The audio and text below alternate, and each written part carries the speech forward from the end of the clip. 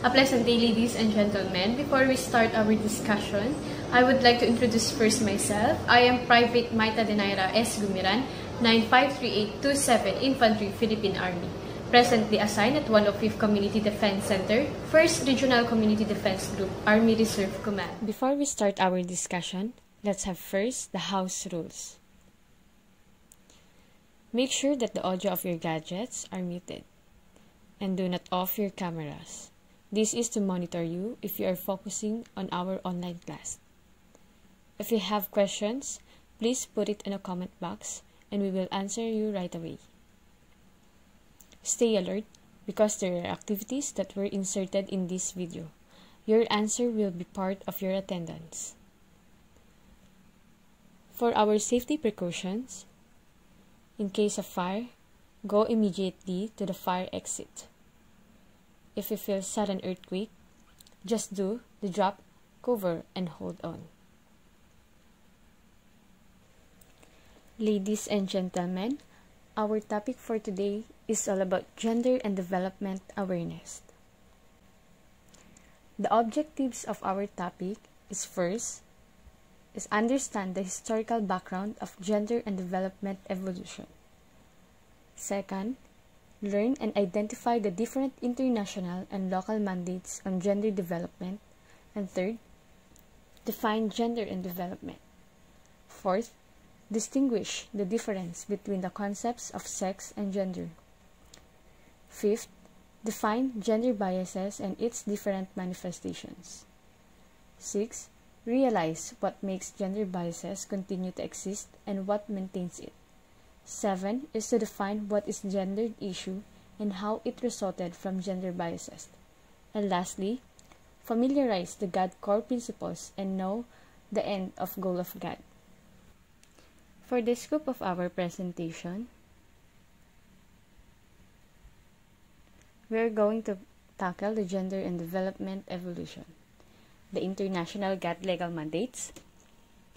We have also the local GAD legal mandates, the basic concepts related to gender and development, the sex versus gender, the acquisition of gender rules and identities, gender differences theories, and the gender biases, vehicles in transmitting gender biases, how gender biases result to gender issues, and responding to gender issues through GAD. The references of our topic are shown in the slides. To start our topic, let us have first this question. Why is there a need to do GAD? Gender inequality doesn't make sense on any level. By marginalizing the rights of women, we deny ourselves the opportunity to lift millions of men, women, and children out of poverty, not to mention the chance of a just and fair world. From birth, girls and boys, women and men are expected by society to play certain roles and behave in certain ways based on traditions, religion, and other beliefs. These behaviors are learned and shape the gender norms in a society. Unfortunately, in many countries, gender norms create disadvantages for women. Often, girls are not sent to school. When they become women, they then have limited ability to earn money or realize their potential. Rural women play a major role in agricultural development. However, in many developing countries, women cannot formally own land. Without land, they cannot get loans to invest in their farms or businesses. This also means they have no control over the use of land or the benefits that come from it. Men generally control the household decisions, like how to use the family's assets. These disadvantages are often reinforced by practices that limit women's access to services, like training. Cultural beliefs can also restrict women's opportunities, such as in parts of Zambia where women cannot paddle their boats as it is considered bad omen. The results of these issues? Women remain poor and agricultural production cannot reach its potential, perpetuating poverty and hunger in the developing world. The social norms that limit women's opportunities need to be understood and then changed. By taking a gender transformative approach, we can influence social norms and bridge the gaps in access to resources and services between men and women in a lasting manner. Change is needed on many levels, and both men and women must be involved for it to happen. Research and development organizations need to invest in programs that promote gender equality alongside improving productivity and incomes. Policies need to be implemented that increase women's access to services and resources. Communities need to support women as farmers and as leaders. Increasing women's voice and agency is a valuable end in its own right. When development organizations, policies, and communities support the success of women, we have a chance to reduce extreme poverty and boost shared prosperity for girls and boys, women and men around the world.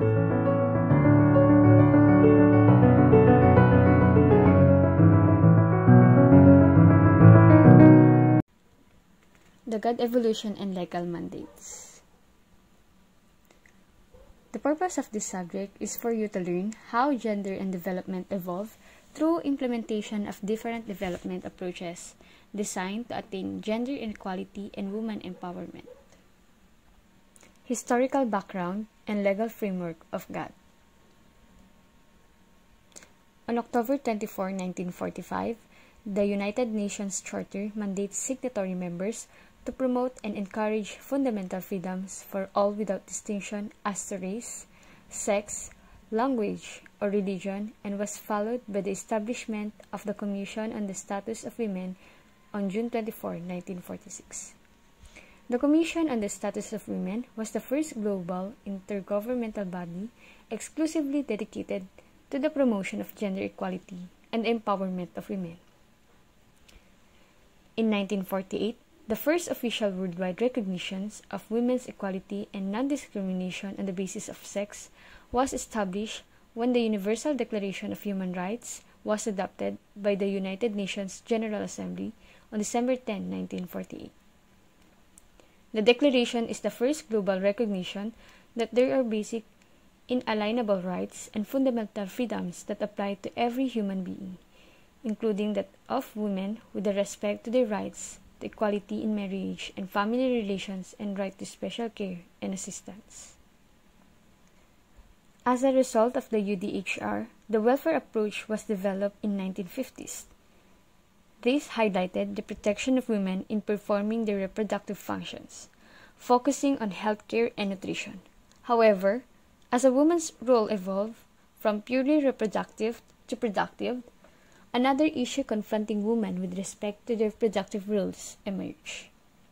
Hence, in 1970s, the debate moved beyond women's equality and the domestic sphere of women's role as wives and mothers onto the global stage, where the role of women was promoted as an aid for economic development. As a result, the Women in Development approach emerged. The Women in Development approach was based on liberal feminist framework, particularly influential in North America. The Women in Development approach focuses on the integration of women into the workforce, which increases their level of productivity, thereby improving their lives as women's significant productive contribution was made visible. Their reproductive role, on the other hand, was downplayed. Hence, the Women in Development fell short in improving unequal relationships. A significant number of projects were unsustainable, as development projects failed to consider the multiple roles carried out by women, leading to a development model that eventually became disadvantageous to women. The ultimate goal of development approaches is to attain gender equality.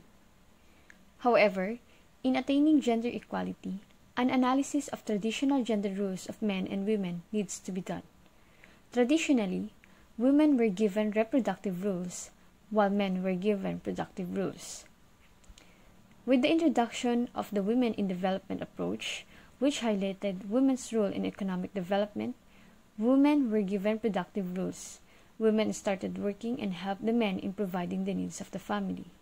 Unfortunately, the role of men in the family remained. Men were not taught to share in the workload of women at home. This resulted to multiple burden on the part of the woman. 5 years later, another development approach were made, the Women and Development. It was conceptualized in 1975. The Women and Development originated in Mexico and highlighted the relation between patriarchy and capitalism. The Women and Development focused on the relationship between women and development processes, rather than purely strategies that seek women's integration in development. Unfortunately, Women's in Development was unsuccessful in bridging the gap in power relations between women and men, as the said development approach, like the Women's in Development, only focused on women. The Women and Development also tended to group women together without considering the impact of class, race, or ethnicity on women's status. Hence, in the late 1980s, a growing need to understand the unequal status and treatment of women and men and the failure of development initiatives to advance women's status emerged. This clamor led to the development of a new approach. It is the Gender and Development. Gender and Development was developed in the response to the lack of progress of women's in development and women's and development in changing women's lives and influencing the broader development agenda. In challenge, the Women's in Development and Women's and Development focus on women in isolation and seeing women's real problem as the imbalance of power between women and men. In achieving gender equality and women's empowerment, there is a need to look into traditional roles of women and men. Traditionally, women were given reproductive roles, while men were given productive roles. The assignment of gender roles created limitations on what a woman can do and what she can become in the future.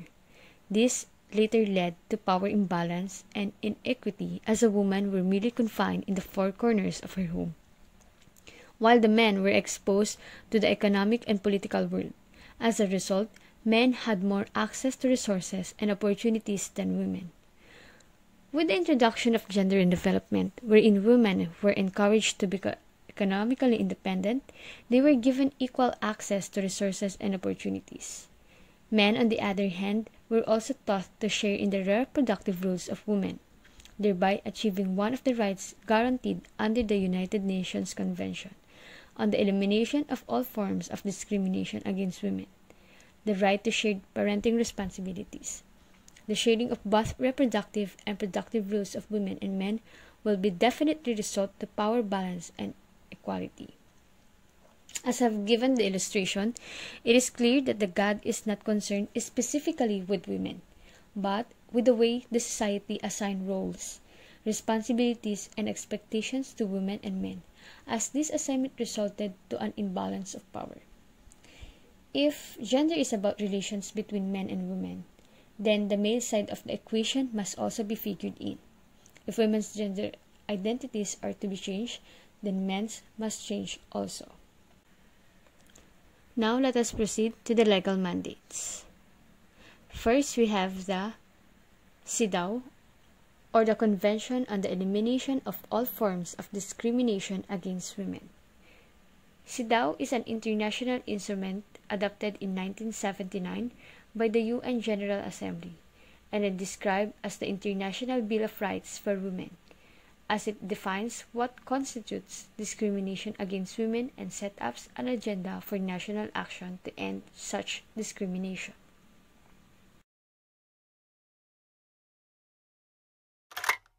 CEDAW, the Convention on the Elimination of All Forms of Discrimination Against Women, is an international human rights treaty that focuses on women's rights and women's issues worldwide. It follows the following three principles: substantive equality, non-discrimination, and state obligation. This video explains the principle of state obligation.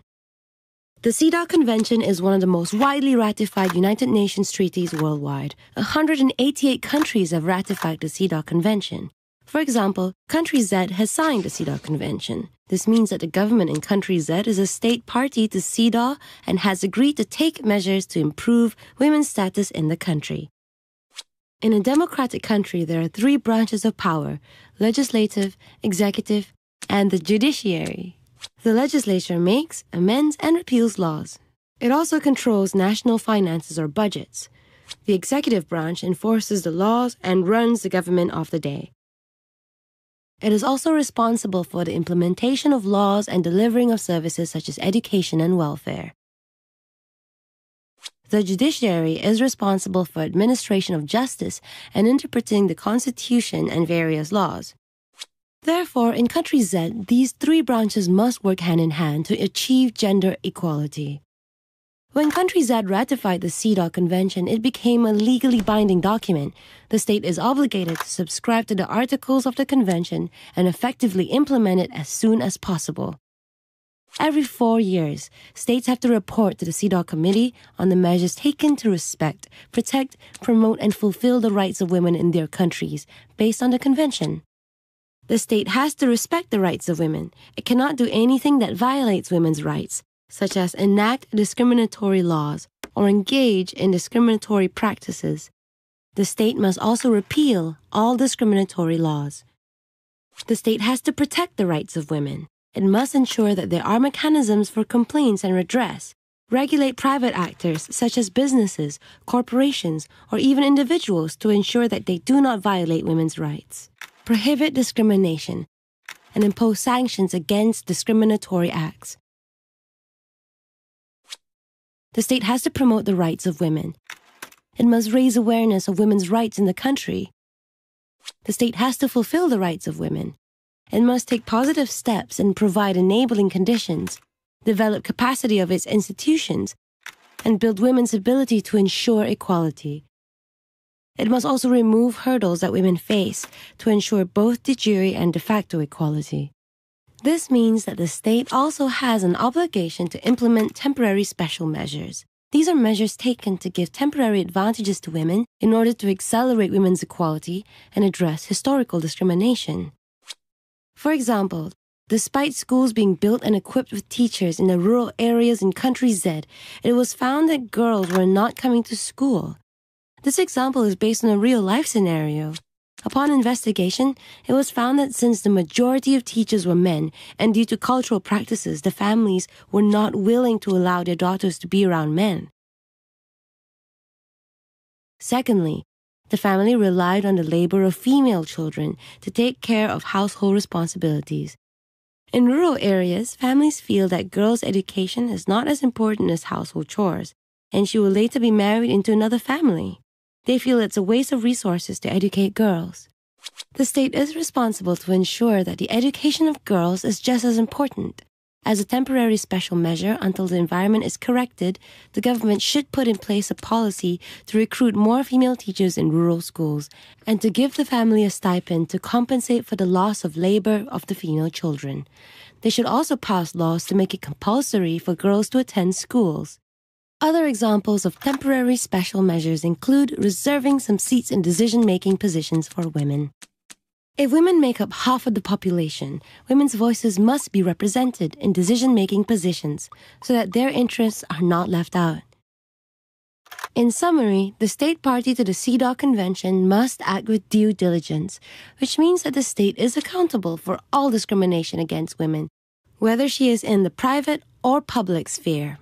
To prevent discrimination, prohibit discrimination, identify discrimination and provide redress, impose sanctions against discriminatory acts, promote women's rights and equality through proactive measures, and accelerate de facto equality. This video covers the principle of state obligation, one of 3 CEDAW principles. This video explains the principle of non-discrimination. Most countries around the world have signed the CEDAW Convention. This means that they have given their commitment to respect, protect, promote, and fulfill the rights of women in their respective countries. However, discrimination still exists in many countries, both directly and indirectly. Many countries practice nationality laws that directly discriminate against women and children. For example, fathers are allowed by law to transfer their citizenship to their children, but mothers cannot. Without citizenship, the child is excluded from healthcare, education, and other services offered to citizens. Indirect discrimination comes from gender-neutral laws and policies which seem to give equal opportunities and access to both men and women. But in practice, women are disadvantaged due to historical discrimination caused by the patriarchal system. For example, a newspaper company is hiring an editor and invites both men and women reporters to apply, on condition that the candidate must have served in all the different news desks before. But this indirectly disqualifies all the women reporters, as there is another policy that disallows women from serving on the crime desk due to the high risk involved. As a result, no women can apply for the job. Patriarchy is a social system in which the role of the male as the primary authority figure is central to social organization, and where fathers hold authority over women, children, and property. It implies the institution of male rule and privilege, and is dependent on female subordination. In the patriarchy system, male traits are more valued than female traits. For example, you will often hear boys and men being told not to be a girl. This happens because patriarchy views womanhood as weakness, and it is valued less compared to men. In many countries, women face obstacles due to cultural and religious practices. As a result of these beliefs and practices, women have suffered historical discrimination. For example, female genital mutilation, a practice where part of the female genitalia is cut or disfigured, has been defended as a religious responsibility or a traditional passage to womanhood. However, it has been proven that unlike male circumcision, female genital mutilation offers no benefits to the women and can cause medical complications and in some cases results in death. It is important to keep in mind that non-discrimination for women must exist in de jure and de facto. De jure means of law, and de facto means of fact, meaning what is actually happening in reality. For example, there is a fish farm project in the village of Loma. The policy states that it would provide equal opportunities to women and men to become farmers and better their livelihoods. All parts of training will be available to everybody, but one of the conditions states that applicants must have some farmland to work in. During implementation, no women participated. It is found that women do not own farmlands in the village, as inheritance laws were discriminatory and did not allow women to inherit property. The local culture also prohibits women to control or access family income or assets, including their husbands' farms. A lot of laws and policies exist which is supposed to benefit women, but did not take into account the historical discrimination that prohibits women from enjoying those rights. Chances are such policies also exist in your country in a multiple of scenarios. This video covers the principle of non-discrimination, one of 3 CEDAW principles. This video explains the principle of substantive equality. There are many contributing reasons to inequality. Some people are born with much more access and opportunities as compared to others. Gender stereotypes enforce the difference between men and women. It labels women as weak and in need of protection. But in reality, both men and women share the same traits except for reproductive capabilities. Women and men are different, but ultimately, we're equal. Inequality between men and women is also reinforced by the patriarchy system that sees men as leaders.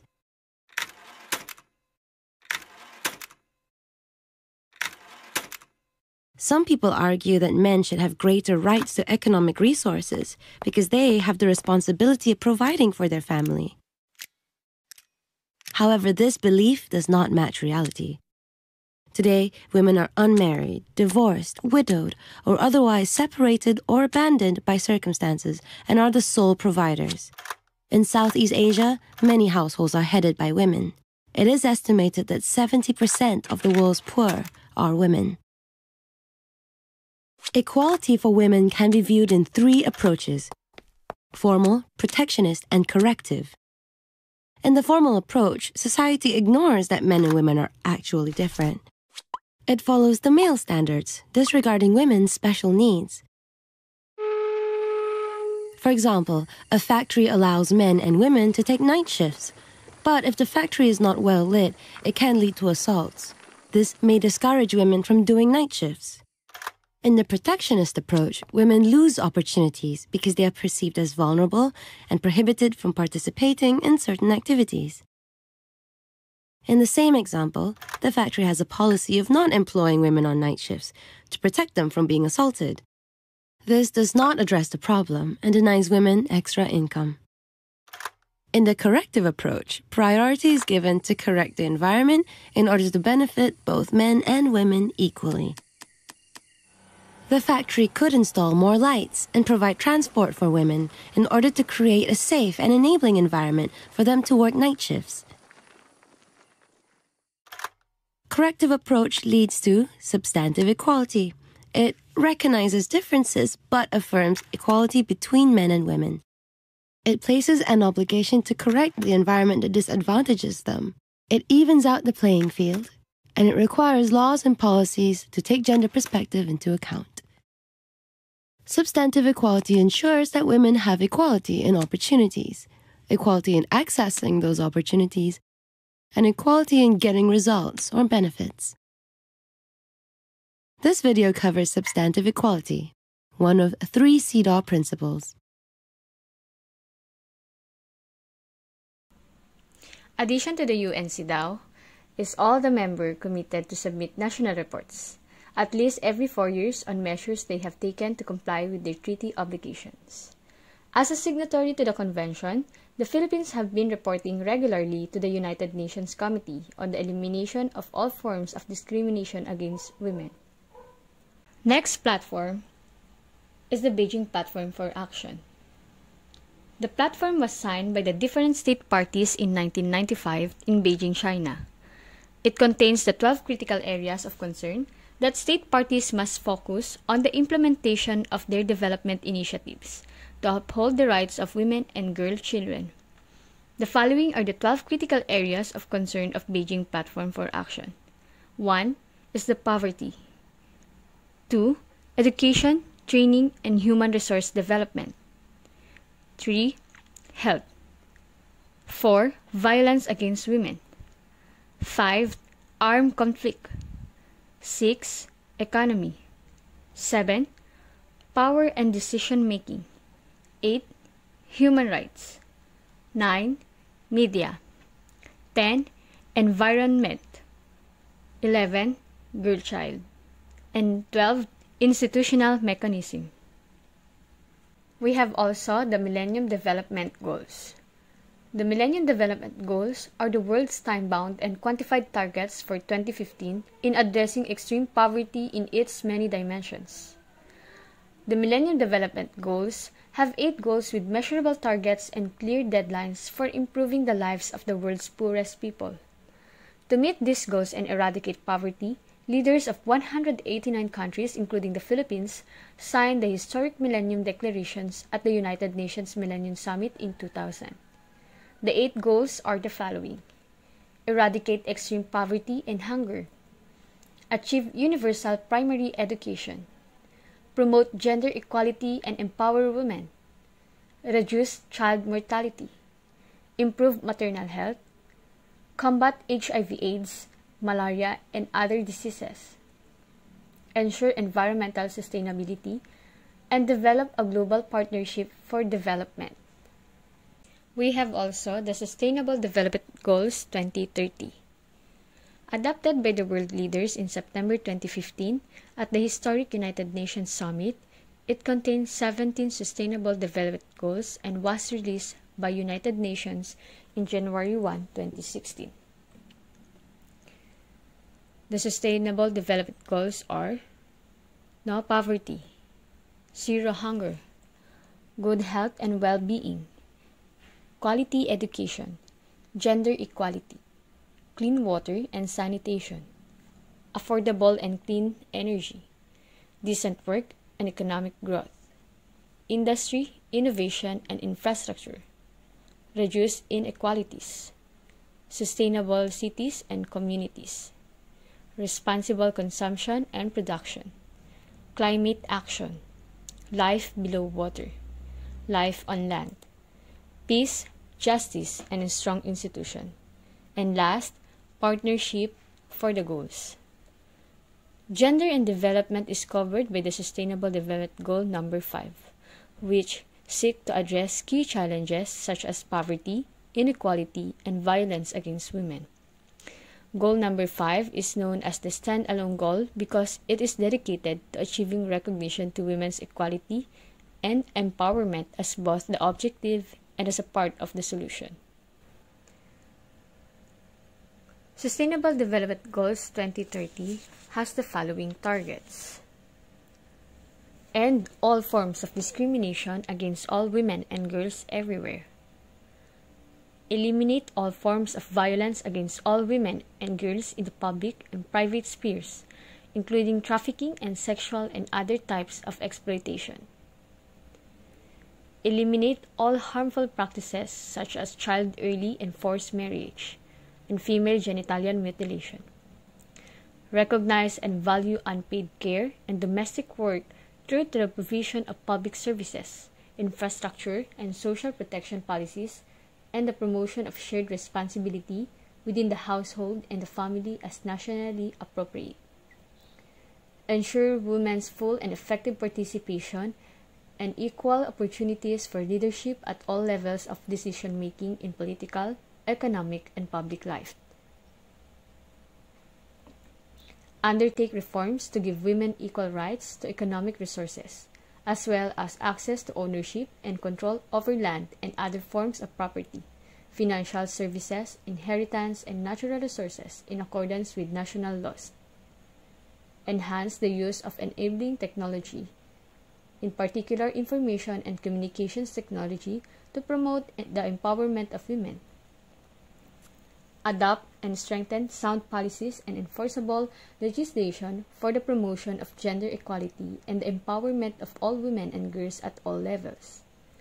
Lastly, is to ensure universal access to sexual and reproductive health and reproductive rights as agreed in accordance with the Program of Action of the International Conference on Population and Development and the Beijing Platform for Action and the outcome documents of the review conferences. Now, let's have the GAD in the Philippines. Because of the international mandates on GAD, where the Philippines is a signatory, our country enacted laws in support to the implementation of GAD initiatives. The Constitution of the Republic of the Philippines, 1987, provides that the state recognizes the role of women in nation building and shall ensure the fundamental equality before the law of women and men.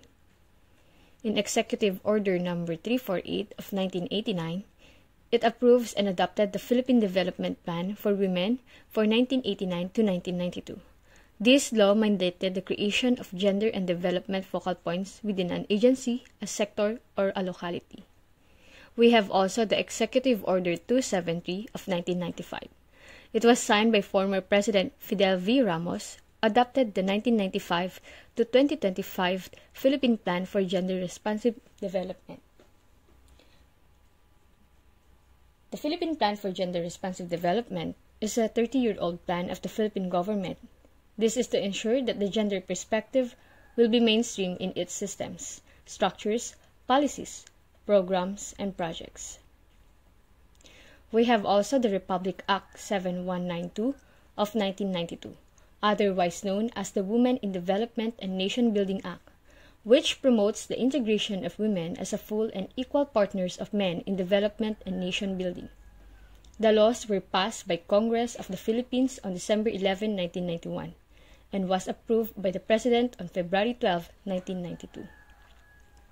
Plus is the Philippine National Action Plan on United Nations Social Security Council Resolutions 1325 and 1820, which is the Philippine government's response to the three landmark international normative standards on women, peace, and security, namely, Women, Peace, and Security, on addressing the issue of the widespread or systematic sexual violence in armed conflict, and designation for a special representative to the Secretary General on ending sexual violence in armed conflict. Now let's have the sex versus gender. What is the difference between sex and gender? Sex is concerned with differentiating people based on biological attributes, such as physical, body contour, features, genitals, reproductive organs, genetic, chromosomes, hormones, and label for female or male, men or women. It is a universal and fixed, and it does not change in time or location. On the other hand, gender is concerned with differentiating people based on perceptions, rules, and social expectations. It is not concerned about femininity or masculinity. It is the characteristics, attitudes, feelings, and behaviors that society expects of females and males. Therefore, gender is learned or acquired and change from country to country or through time. So how do we learn and acquire our gender identities? We learn through gender role socialization, the lifelong process of learning to be a masculine or feminine, primarily through four main agents of socialization. It is the family, school, peers, and the media. What are the effects of gender differences? The assignment of gender roles, responsibilities, characteristics, and expectations by society created a divide between men and women, as they were put in their respective boxes. Hence, certain roles, traits, and characteristics are assigned or ascribed distinctly and strictly to women or to men. For men, we call them for macho, brave, fighter, leader, breadwinner, decision maker, polygamous, while for the women, weak, submissive, caretaker, crybaby, martyr, fickle-minded, and moody.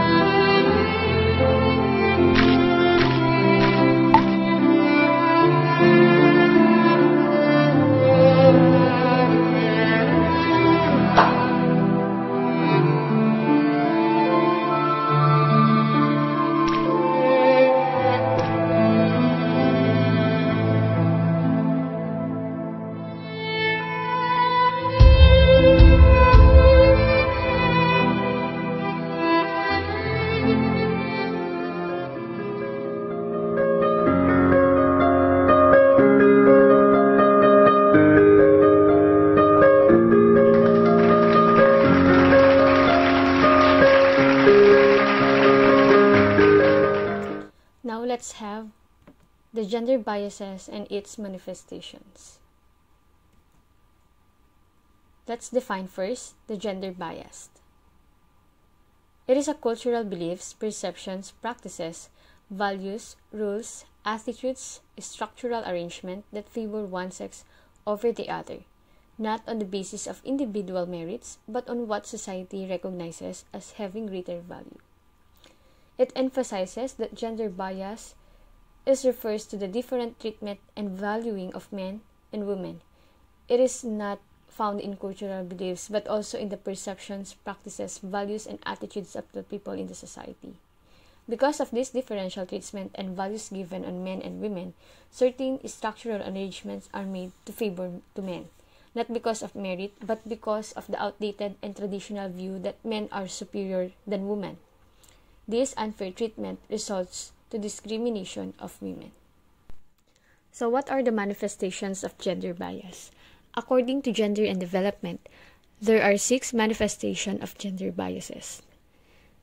These are the economic marginalization, political subordination, gender stereotyping, gender division of labor, double or multiple burden, and gender-based violence.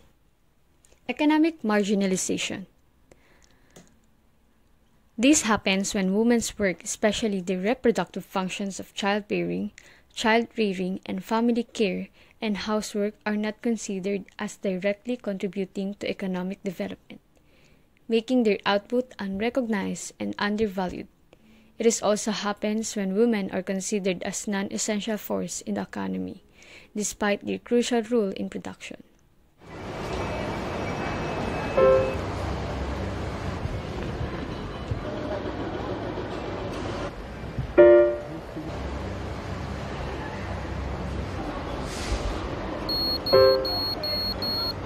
なんか重いです。結構重いですね。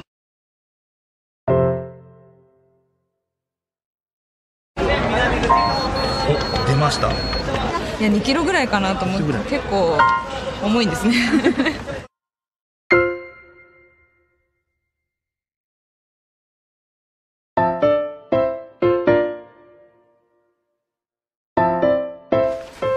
出かけるとき何持ってってる？もうほぼ科学のものだよね。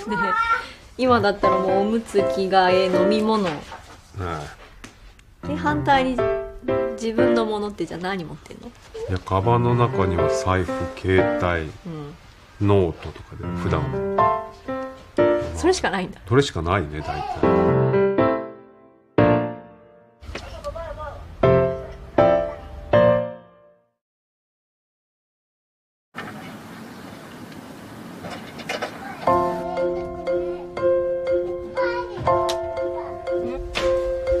もう洗濯籠がずっしり重く感じます。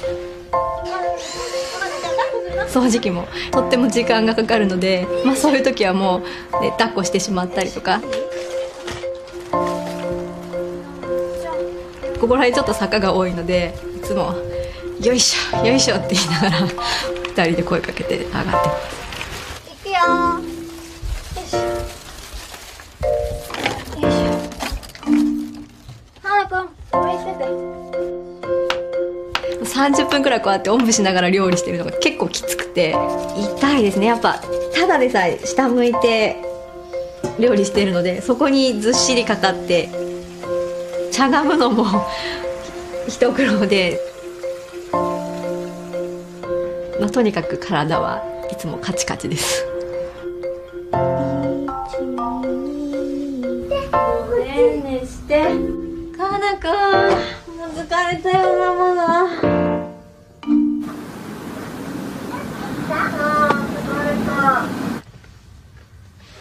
大変ですね。こうやって改めてというか、普段は日中ね、家にいないんで、妻が何をしてるかっていうのは全然想像できないんですけど、こうやって改めてね、見させていただくと、それはとてもすごく、実感しますね。はい。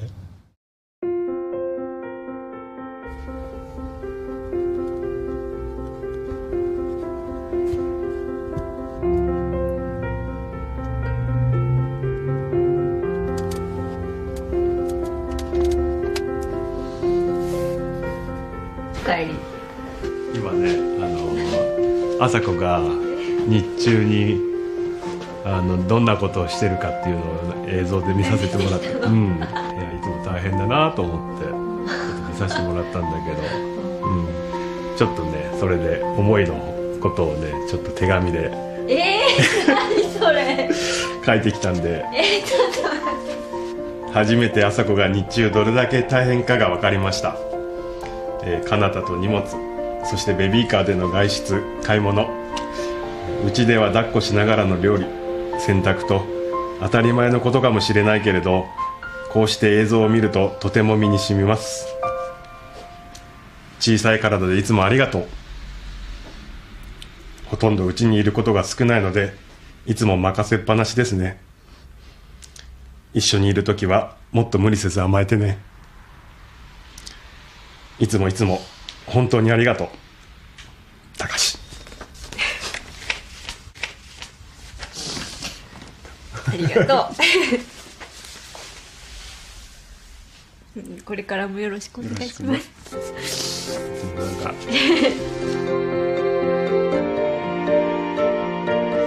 これで少しでもちょっと肩こりとかが和らげれば。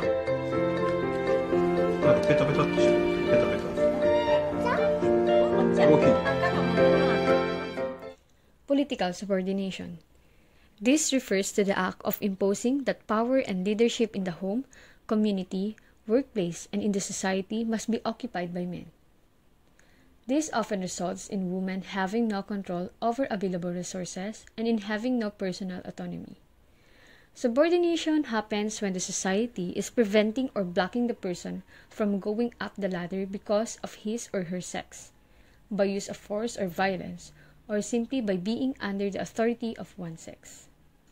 Some of the most common occupations in the country, truck driving, construction, secretarial work, and nursing, are almost completely segregated by gender. Even some professions that require a high level of education, such as engineering, law, and medicine, are heavily skewed towards men. Why is that? One reason is that the occupations women dominate are in some way similar to the work they have historically done at home: childcare, nursing, and teaching, for example. Men, on the other hand, are more likely to go into professions that are not associated with domestic work, such as construction and engineering. Some of this segregation is the result of personal choice, likes and dislikes, as well as socialization from childhood.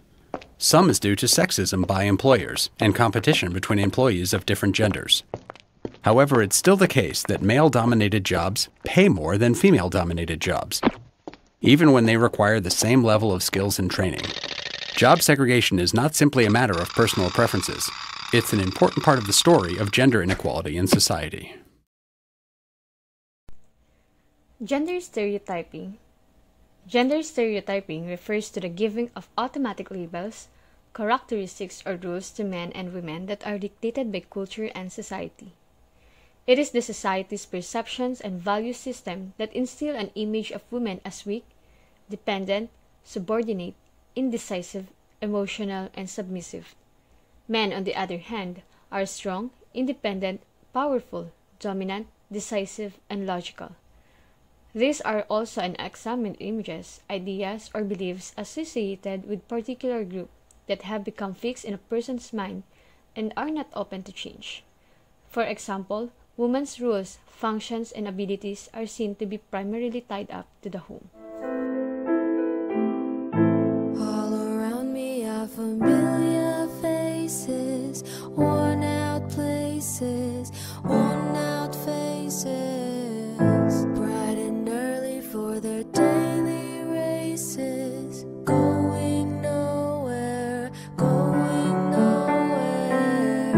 and their tears are filling up their glasses. No expression, no expression. Mad world, mad world.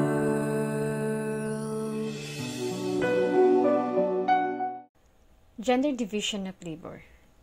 The allocation of differential tasks, roles, responsibilities, and activities to women and men according to what is considered socially and culturally appropriate.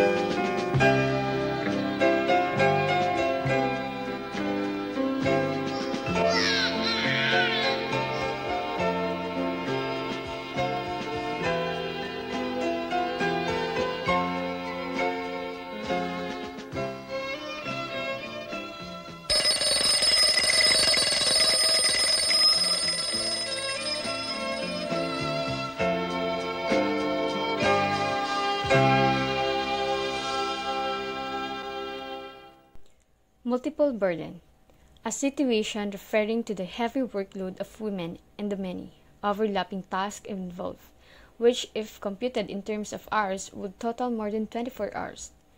It also refers to the assumption and performance of several tasks and responsibilities of women. For example, even if women hold jobs outside the home, essentially putting in the same working hours as the men, and participants in community activities, housework, and child-family care are still primarily considered as women's concern. Gender-based violence. Gender-based violence is an umbrella term for any harm that is perpetrated against a person's will as a result of power inequities based on gender roles. Gender-based violence includes the following: the physical abuse,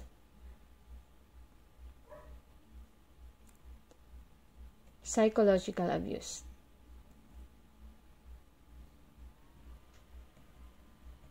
economic abuse, sexual abuse. Another pandemic is raging in our country.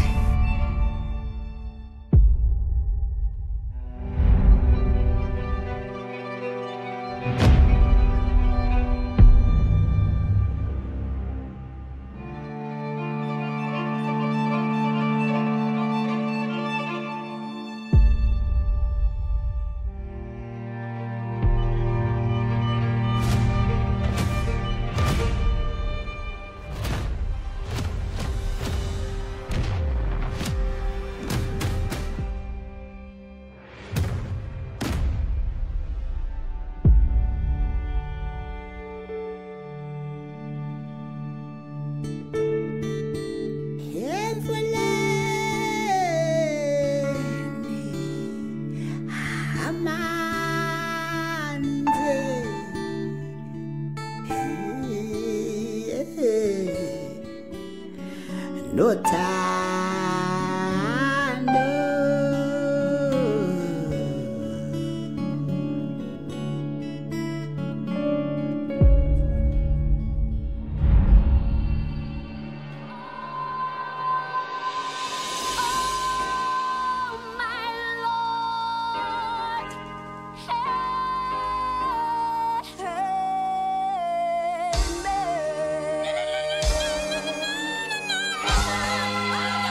Freedom cannot be achieved unless the women have been emancipated from all forms of oppression. Dowry-related violence, and even the discriminatory cultural practices, the female genital mutilation, or known as FGM. Female genital mutilation affects at least 200 million women globally. That is the equivalent of the population of the UK and France. FGM is the cutting and removal of parts of the female genitalia. Mammy gives birth to a baby girl. She names her Mary. Mary undergoes FGM at the age of 2. The procedure has no health benefits, but can cause serious health complications and can even lead to death. FGM was banned in Senegal in 1999. But despite the ban, it still takes place. It causes extreme pain and has severe health consequences, including difficulties during childbirth. Girls are cut in unsanitary conditions, with unsterilized equipment and without anesthesia.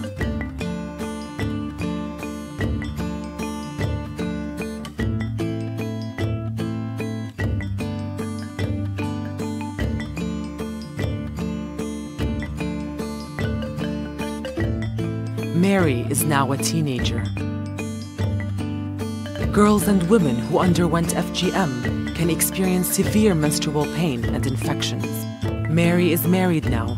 One of the consequences of FGM can be intense pain during intercourse.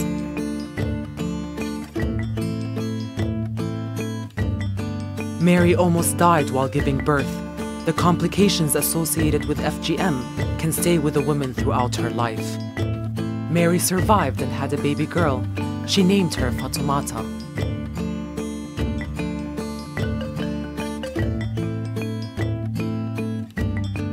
The cycle of FGM continues.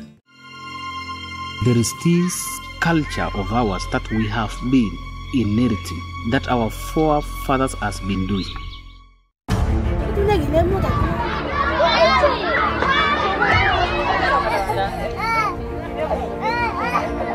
They chocolate everything until it was flat. Actually, it was flat and red. These women have been through an experience that we can't even imagine.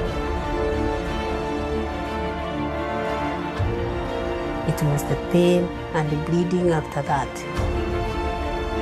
What is too harsh? I'll ruin a little girl's life, take all of her organs, cut them off.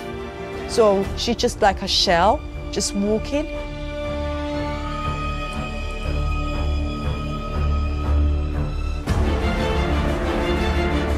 Would we accept a human right violation under the world of culture? The underlying cause of FGM is to control women's sexuality.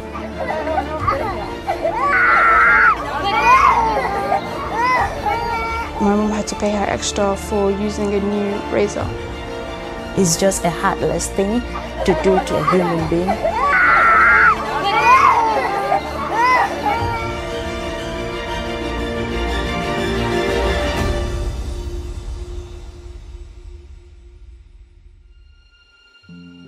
Eventually, FGM will be completely wiped out. We won't back down, and we won't go away.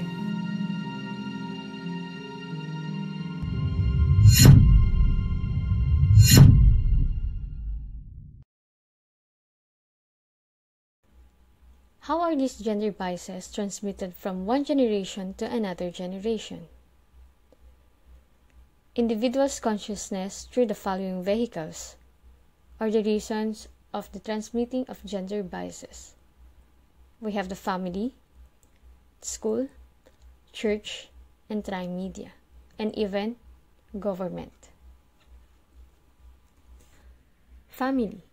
The family is a vehicle in transmitting gender biases, as the child's first learning experiences occur at home. Most of the time, it is the parents who transmit gender stereotypes to their children. As children learn what they see from their parents, they will believe that it's normal to value and treat women and men differently. ये देखो, shield, leg, helmet. Homework हो गया? Mummy ये देखो. फिर दाग लगा दिया. पापा ये लीजिए आपके घर जाने की ticket. Hello, yeah, I'm just going to send you the email in 5 minutes. Yeah, give me 5 minutes. I'm working on the present. मेरी छोटी सी गुड़िया कितनी बड़ी हो गई. घर घर खेलती थी, अब घर संभालती है, ऑफिस संभालती है. I am so proud and I am so sorry. Sorry कि ये सब तुम्हें अकेले करना पड़ता है. सॉरी कि जब तुम घर घर खेलती थी तो मैंने तुम्हें रोका नहीं. ये नहीं कहा कि ये सिर्फ तुम्हारा काम नहीं है, तुम्हारे हस्बैंड का भी है. पर कहता भी कैसे है. और मेरी ग्रीन शर्ट धो देना. मैंने भी तो कभी तुम्हारी मम्मी की हेल्प नहीं की, और तुमने जो देखा वही सीखा. तुम्हारे हस्बैंड ने भी बचपन में यही देखा होगा.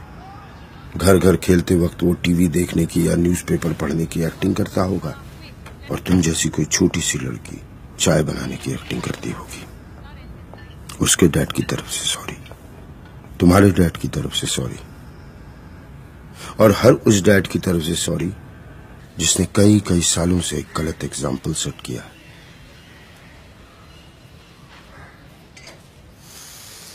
पर अभी भी देर नहीं हुई.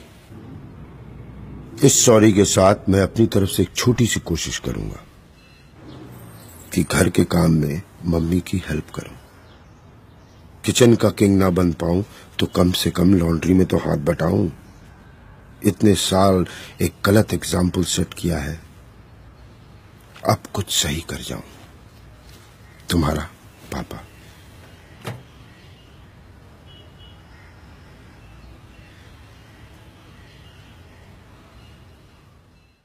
School. Although education is now equally accessible to both males and females, our educational system still encourages gender bias as shown in our current textbooks and curricula, which still uses stereotype images, exclusive language, and portray traditional career options that children should take on when they grow up. Moreover, teachers who have not yet been gender sensitized tend to channel to their students gender-appropriate behaviors and activities. Trimedia. Trimedia is another vehicle in transmitting gender biases. Our trimedia consists of print, broadcast, and social media. There are several misinterpretations of gender roles of women and men in our trimedia. Trimedia is also an instrument in the devaluing of women's dignity and commodification of her body. Gender roles of women and men are misinterpreted in our media. For example, women are commonly portrayed in media as submissive, dependent, and the primary caregivers, while the men are portrayed as the ones in authority, independent, and the primary breadwinners. Moreover, women are also depicted as helpless, dependent, incompetent, and weak, and therefore always the victim. On the other hand, men are pictured as strong, in authority, influential, and therefore always the aggressor. So why are the women always portrayed by media as the victim and men as the aggressor? The answer is simply because our society still abhors men who are weak. In fact, if men show signs of weakness, they are labeled as girly, sissy, or gay. In addition, the misrepresentations of the gender roles of women and men in media is highlighted in several stereotypical images. Men are recognized to be the Adonis if they have a muscular bodies, while women are tagged as Diosa if they have a body like that of a Barbie doll. So I have here a picture. I will give you 5 seconds to think and to describe what do you see in the picture. Write your answers in the chat box. So I presume that everyone has already their answers. Some of you might think that it is a human body part, but it is only a picture of a wine glass. Going back to our topic, stereotype depiction of a woman and a man's body result to the devaluing and commodification of a human body. Unfortunately, it is always that of the woman's body that is severely devalued and commodified, because sexual products, sexual and erotic images of a woman are the most prominent characteristic presented in advertising. The bigger problem is when people consider the devaluing commodification and disrespect of woman's body as an economic opportunity rather as a form of exploitation. Women who are reluctant to speak out will continue to participate in the cycle of exploitation, and when they become mothers, they will have a tendency to raise their children in the same paradigm that will result to distorted of images of men and women. Gender biases such as marginalization, subordination, gender stereotyping, gender division of labor, multiple burden, and gender-based violence result to gender issues. Why? Because gender biases result to unequal treatment, status, and conditions of women and men. The end goal of God is to empower people, standing on an equal level of playing field regardless of gender. Our beliefs, ideas, attitudes, behavior, and even the systems that we create that are tainted with our gender biases against women and men are the cause of gender issues which block people's capacity to do and capacity to be. As a gender issue affects everybody, men or women, rich or poor, young and old, it is not a high time that we call on the call. Both men and women should feel free to be strong. It is the time we all perceive gender as a spectrum, not as a two opposing set of ideals. So how do we address gender issues? The answer is simply implementation of gender and development initiatives. Ladies and gentlemen, for the past 1 hour, we have already tackled the gender and development evolution, the international GAD legal mandates, the local GAD legal mandates, sex versus gender. We have also tackled the gender bias, the vehicles in transmitting gender biases, and responding to gender issue through GAD. Before we end, I want you to answer this question in 150 words. Considering that gender refers to culturally defined attitudes, behaviors, and social positions of men and women that the society expects from them, can we change gender rules and identities of men and women? And why? Ladies and gentlemen, that is the end of our discussion on gender and development awareness. For your questions and clarifications, just feel free to send us your message.